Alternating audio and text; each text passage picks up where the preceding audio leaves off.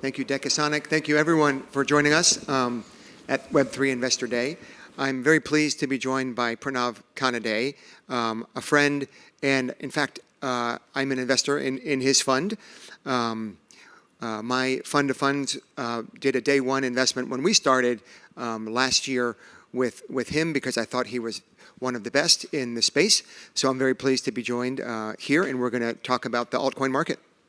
Cool, thanks, Chris. I think we were going to do this thing where I was going to talk about your background, but I think that was already done. But the one thing I'll kind of highlight about Chris is we met before you joined Amitis, before you started the fund of funds. And after you started and you allocated to us, we kind of spent half a day, or less than half a day, where you kind of showed me all your analysis across the space, and you kind of had this measurement of alpha across managers. And you were complimentary, but also you told me the areas I was not very good at, and I thought that was very valuable on things I can work on as a manager. So that's something Chris does, I think, with a lot of his managers, and I'd recommend people try it out. Well, thank you. And that's one thing I look at. I always have felt that investors should only pay for alpha. Beta is commoditized. Maybe that's something we can get into as well. But I do want to start with kind of the elephant in the room, and I think you're perfectly situated to talk about this. You know, everyone wants to know: are we seeing an altcoin bull market? Is this the start of altcoin season? Yeah, I think I would expand that definition of altcoin. So maybe we'll take a step back. So the market cap of all these assets, ex Bitcoin, ex stablecoins, so you can include ETH into it, is something like 900 billion and change. We peaked around 1.2 trillion or so last cycle. We went all the way down to like 400 billion. Now we're kind of back, I think, at like 950 billion, give or take. When we started our strategy 3 years ago, the thesis I had was that market, that's kind of like that 900 to $1 trillion market, was going to take market share from the $60 trillion fixed income and global equity market. General view was we thought stocks and bonds ultimately were going to get tokenized, and those things will become programmable, and companies can do interesting things with those assets that they can't do today. And the example I gave last night was, if you look at the Figma S1, they talk about how they could tokenize their equity. So then the question I was asked is, well, what could they do with that if they were to tokenize that stock? So I would broaden out the definition of altcoins into including public equities, and then ultimately asking, who are the winners, what could they do, what's interesting, and so on. So we think the altcoin market is in sort of this transitional phase where a bulk of what represents the altcoin market will kind of solely asymptotically go to zero and be irrelevant, and it will be replaced by probably more productive assets doing interesting things. That's not to say there are not good alts in the top 300 alts of today, but a very, very small select few will actually create value, sustain that, and kind of grow and appreciate in price. And it's kind of our job to hopefully pick those, and then wait it out until more productive, useful assets, as what I would call alts, come into that universe. So I think this is great, but can I set the stage a little bit for everyone? I think if you ask the man on the street, like, how is crypto doing this year? People think that crypto is doing great because Bitcoin is at an all-time high. And in equity markets, we've got DATs. We had Coin, which was added to the S&P 500.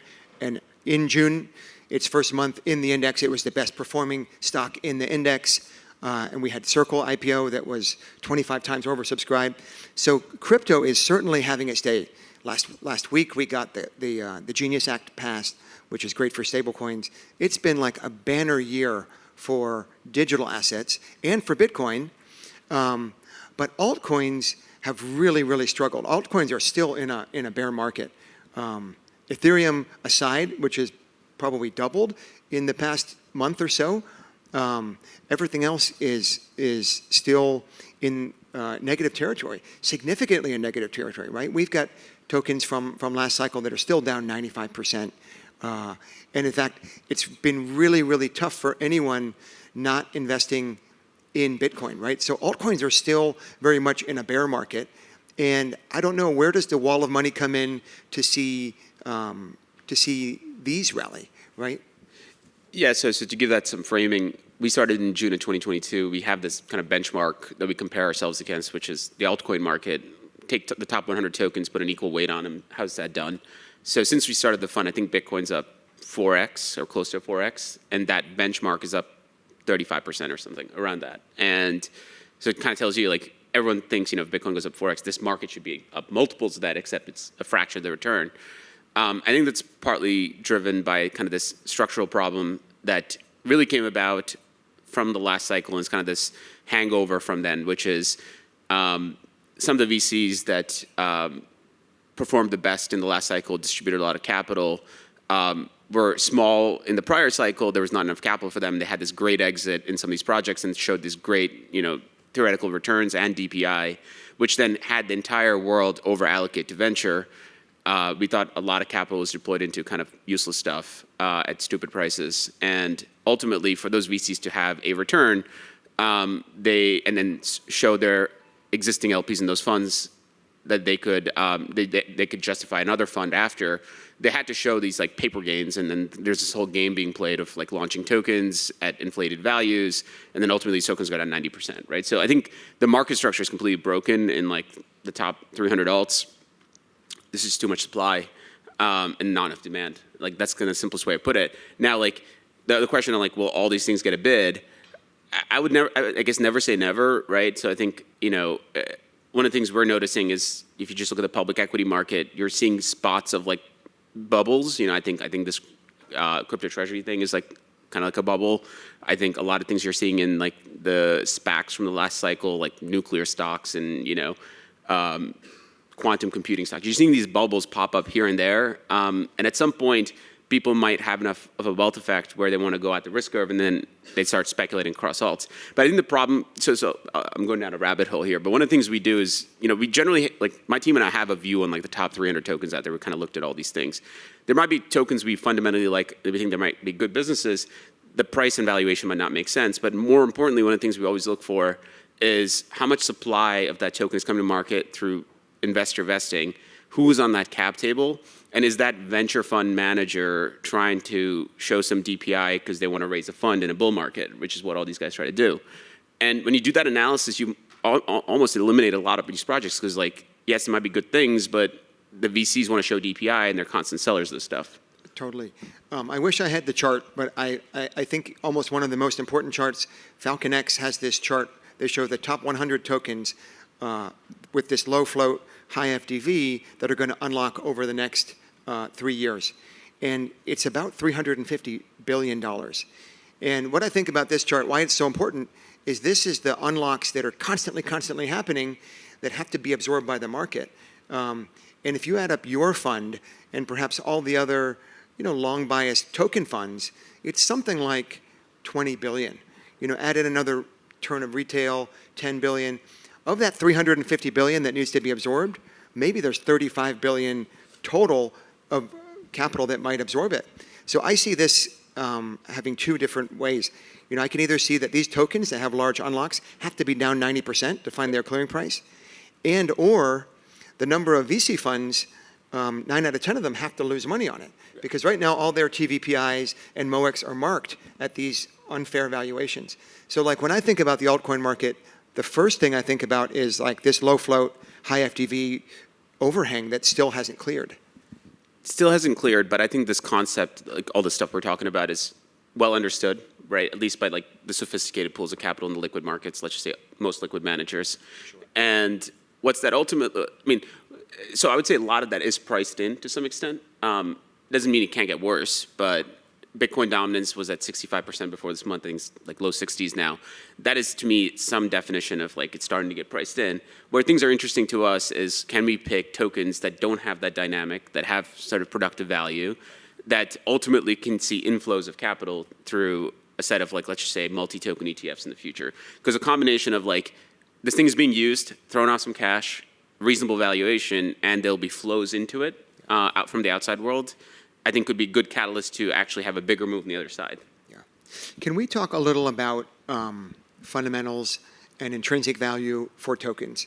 I think this is a good segue because theoretically all of the, some of the most successful in the space like you have taken this almost TradFi approach to try to come up with fundamentals and apply what we know about DCFs and equity and TradFi valuations into the digital asset market.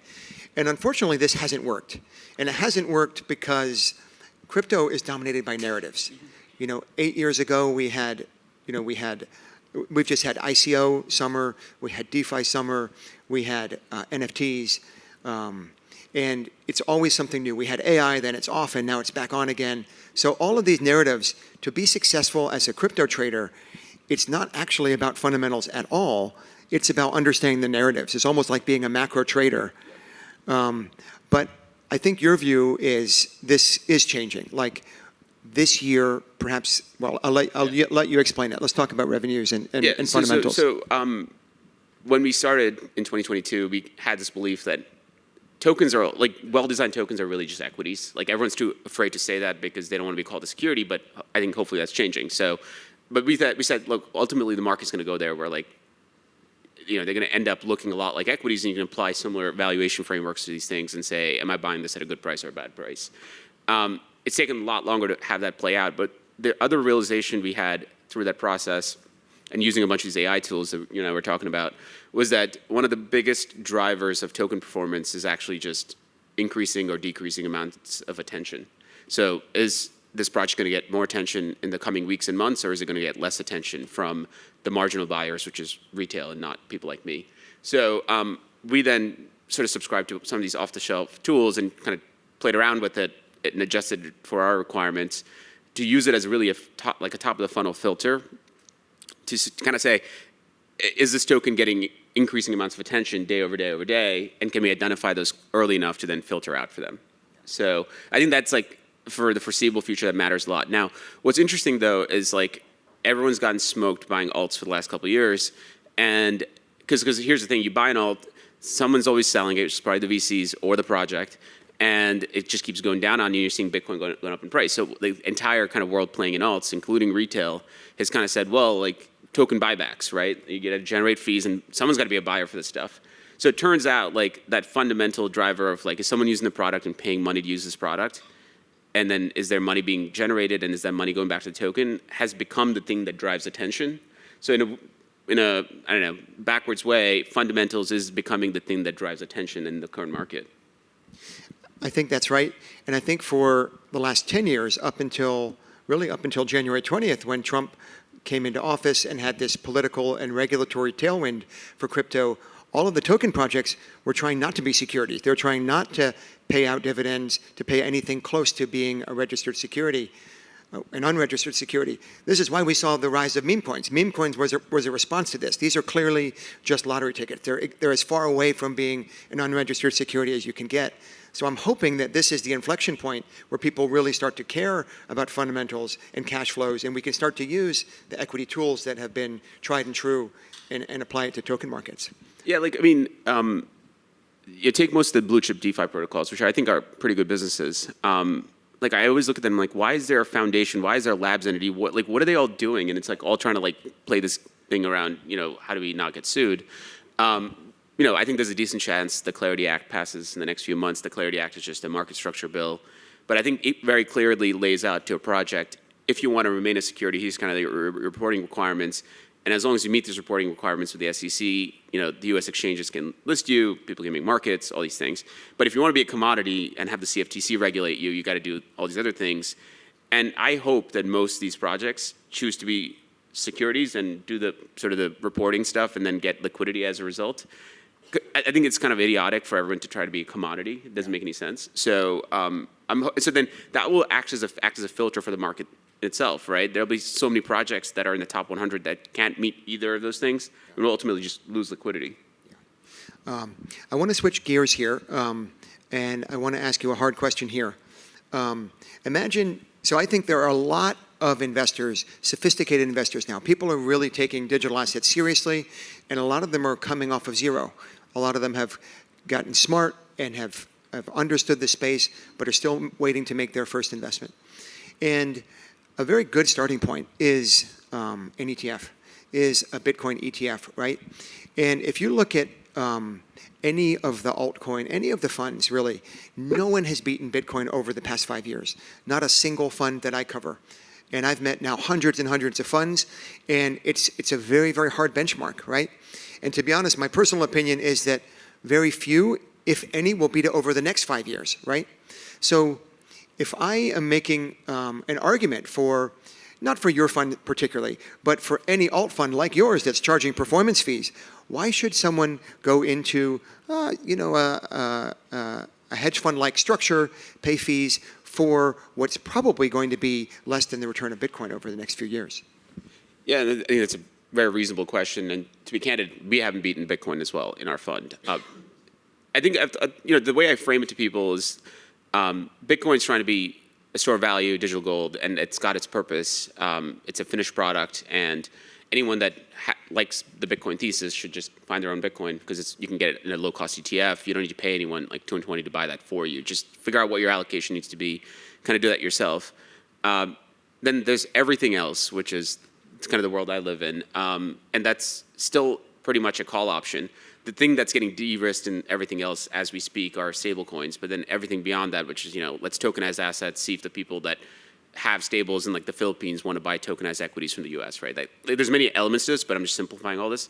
I think all of that is just purely a call option, and I live in that call option. If you find that interesting, i.e. if you think that this trillion-ish dollar market is going to grow to 10 trillion, take share from that $60 trillion market I talked about earlier, then, and if you believe that while that is happening, I can give you outperformance, that's the reason to allocate. It's very different from Bitcoin. I think Bitcoin should be its own separate allocation in itself. And I would almost say like an allocation to what I do should be probably smaller than a Bitcoin allocation because that's a more de-risked bet. And the other kind of simple thing I tell people is like, I don't know, it seems like gold has beaten the NASDAQ this year. Nobody's calling up Tiger Global and saying, why is your fund not beating gold, right? Like, I think that's how I think about it, but fully recognizing that the rest of the world probably does not think about it that way. They just kind of like think of everything as one big blob. So, but I think that will change over time. Yeah. And in fact, I think gold has beaten the S&P 500 over the trailing 25 years as well, because gold is having its moment right now, along with Bitcoin and any fixed asset that can't be inflated away by our excessive spending at the government level, et cetera. This is a really good point, and I agree. This is how I think about things. I think really there's Bitcoin, which has its product market fit. There's stable coins, which have their product market fit, and everything else. And at this point, Bitcoin is a $2.4 trillion asset. A lot of lofty projections say that it can get to 1 million, and perhaps it can, but that's a 10x. But I think the beauty of what you're doing and what altcoin funds can do is try to find these 10x. 10x is quite easy in crypto, right? We can get 10x plus. So I do see it as a call option, and I see this convexity. And what I love about the profile of your fund and most altcoin funds is you can see that positive skew. And typically when I look across traditional assets, we would talk about CTAs having positive skew, but it's actually quite a small positive skew overall. 0.1, 0.3. Bitcoin itself has a positive skew of 1, and some of the other these because you get this, like, look at what Ethereum's done. Ethereum has almost doubled. A $300 billion asset has nearly doubled in the past month. That is huge positive convexity, and you put that into your TradFi portfolio, and it's really, really accretive overall for portfolio construction. Yeah, and I think I'll maybe add a different element to this. So we do both tokens as well as public equities, and one thing that's obviously clear is crypto is cyclical, or at least seems to be cyclical. And you made this point, which is if Bitcoin goes to zero, all these like altcoin managers are also going to get wiped out anyway, right? We thought about that a lot, and we said also, the entire industry is levered to crypto trading volumes. Like, so everything is like essentially a derivative bet on price and trading volumes. And one of the things we started to do kind of on the other side of the election, as sort of this stablecoin story became a little more clear, is really sit around and say, okay, let's make a map of like all the public internet companies, e-commerce companies, just like, the big tech equities, and both domestic and international, and then really ask how much of each one of their businesses is driven by interchange fees, such that if you were to replace pieces of their business with stable coins, that there's a meaningful kind of margin uplift, and as a result, also a multiple uplift. We started doing that work. We kind of landed on 2 public equity investments. We have a lot more, and I think one of the things we might do, or as this sort of cycle plays out, is reduce some of our alts exposure and maybe add into some of those other ones. Largely because these are underlying businesses or the revenue of these businesses have nothing to do with crypto. It's a cost structure change. And so you can generate returns while being uncorrelated to crypto trading volumes and price. We just have a few minutes left. I would love to touch on AI tools because I've been really impressed with the way that you've kind of levered this to your advantage. And what's interesting, when I've reviewed hundreds and hundreds of managers, and on the TradFi side, in the hedge fund side, it was always the same. People would have, ideally you have an Ivy League education and you have, you start at the Goldman Sachs prop desk, et cetera. And then I was so interested in crypto because it's almost a badge of honor to forego college. So sometimes I would see in bios like forwent college. So that was so interesting for me. And now what I'm seeing in pitch decks, I see an org chart and they'll have like, a ... to their AI agent that's now their fourth analyst or their third analyst. And I don't think you've done that on your org chart officially, but you're using the new Grok like heavily. Can you tell us about that? Yeah, I think, so I've been using all the off-the-shelf LLM tools and other things probably since, 2022 when the first version of ChatGPT became kind of popular. Obviously, like you've seen the change in like hallucinations, as in there's fewer and fewer hallucinations that these models produce as time goes on. Where I've found, I'm more of like just a fundamental investor. I'm just naturally curious about companies, industries, and just want to keep learning. And one of the things I've realized in the past, at least, as we, I used to work at Millennium and run a strategy, I had team members. And the model for all of us was like, okay, if there's something interesting happening in the world, assign it to a bunch of humans. They'll go kind of do the research for you, get you from like 0 to 70%, so you know what the right questions to ask are. And then you give them those questions, or you go diligence those questions yourself.